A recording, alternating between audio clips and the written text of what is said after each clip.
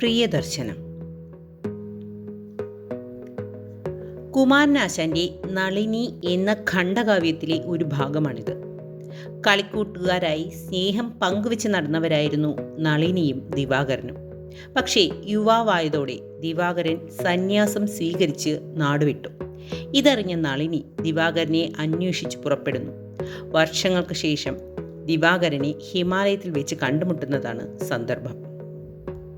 ആദ്യമായി പാഠഭാഗത്തിലെ പദങ്ങളുടെ അർത്ഥം നോക്കാം.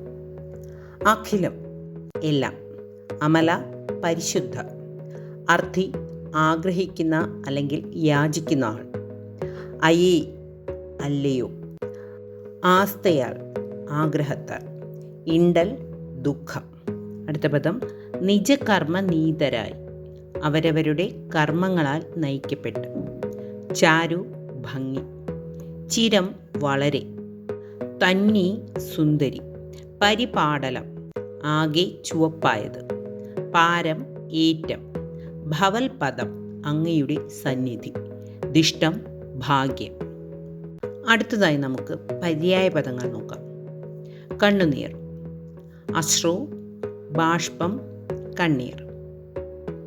യതിയുടെ പര്യായങ്ങളാണ് സന്യാസി, യോഗി, ഭിക്ഷു. പ്രാണൻ, പ്രാണൻ്റെ പര്യായ പദങ്ങളാണ് ജീവൻ, ചേതന. മുഖം, ആനനം, വദനം. ഉഷസ്, പ്രഭാതം, വിഭാതം. മഞ്ഞ്, തുഷാരം, ഹിമം. പദം, പാദം, ചരണം, കാൽ. ആഭ, ശോഭ, ഭംഗി. അടുത്ത പദം നാൾ, ദിനം, ദിവം. മൊഴി, വാക്ക്, ഉക്ലി. സുമം, പൂവ്, കുസുമം. വല്ലി, വള്ളി, ലത. സഖി, തോഴി, സ്നേഹിത. കണ്ഠം, കഴുത്ത്, ഗളം. ഇനി നമുക്ക് വിപരീത പദങ്ങൾ നോക്കാം. പ്രിയം, അപ്രിയം. സുഖം, ദുഃഖം. ധീരൻ, ഭീരു. ഉദയം, അസ്തമയം. ശുഭം, അശുഭം.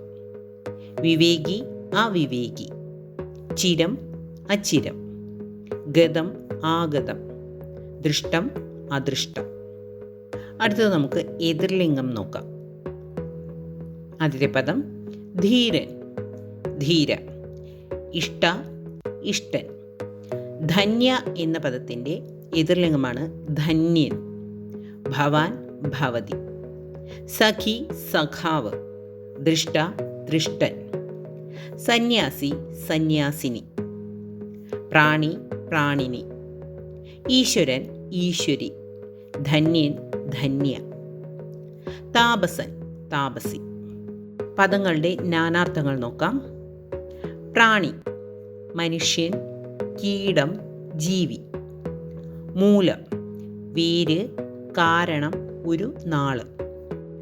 യതി എന്ന പദത്തിന് സന്യാസി, വിരാമം എന്നീ അർത്ഥങ്ങളുണ്ട്. ഭവനം, വീട്, ജനനം, വയൽ. പ്രണയം എന്ന പദത്തിൻ്റെ നാനാർത്ഥങ്ങളാണ് അനുരാഗം, നമിക്കൽ, ഭക്തി. അർത്ഥം, അർത്ഥത്തിൻ്റെ നാനാർത്ഥങ്ങളാണ് ധനം, വാക്കിൻ്റെ അർത്ഥം, പ്രയോജനം. നളിനി എന്ന പദത്തിന് ലക്ഷ്മി, താമര എന്നീ അർത്ഥങ്ങളാണുള്ളത്. പദം, കാൽച്ചുവട്, വാക്ക്. രാഗം എന്നാൽ സ്നേഹമെന്നും ചുവപ്പ് എന്നും അർത്ഥമുണ്ട്. അർത്ഥവ്യത്യാസങ്ങൾ നോക്കാം. ആദ്യത്തെ പദം ദിഷ്ടം. ദിഷ്ടം എന്ന് പറഞ്ഞാൽ വിധി എന്നാണ് അർത്ഥം. ദൃഷ്ടം എന്നാലോ ദർശനം. ഇടർ, ദുഃഖം. അടർ, യുദ്ധം. ചിരം എന്ന് പറഞ്ഞാൽ വളരെ, ചരം എന്ന് പറഞ്ഞാൽ നടക്കുന്നത് എന്നാണ് അർത്ഥം. ധര, ഭൂമി. ധാര, ഒഴുക്ക്. പ്രാണി, ജീവി. പാണി, കൈ. മറ്റൊരു വാക്കാണ് കണ്ഠം. കണ്ഠം, കഴുത്ത്. കണ്ഠം, വയൽ. ഭവനം, വീട്. ഭുവനം എന്ന് പറഞ്ഞാലോ ലോകം. പദം, വാക്ക്. പാദം, കാൽ. മറ്റ് ചില വാക്കുകളൂടി നോക്കാം. ആസ്ഥ ആഗ്രഹം, ആസ്തി സമ്പത്ത്. വൃഥ എന്ന് പറഞ്ഞാൽ വെറുതെ, വ്യഥ എന്ന് പറഞ്ഞാലോ ദുഃഖം. മതി ബുദ്ധി, മതി കലപ്പ. യതി എന്ന് പറഞ്ഞാൽ സന്യാസി, യതി എന്നാൽ എങ്കിൽ എന്നാണ് അർത്ഥം. അർത്ഥം, അർത്ഥം എന്ന് പറഞ്ഞാൽ ധനം, അർത്ഥം എന്ന് പറഞ്ഞാൽ പകുതി. അടുത്ത വീഡിയോയിൽ നമുക്ക് പ്രിയദർശനം എന്ന പാഠഭാഗത്തിലെ ചോദ്യോത്തരങ്ങൾ നോക്കാം.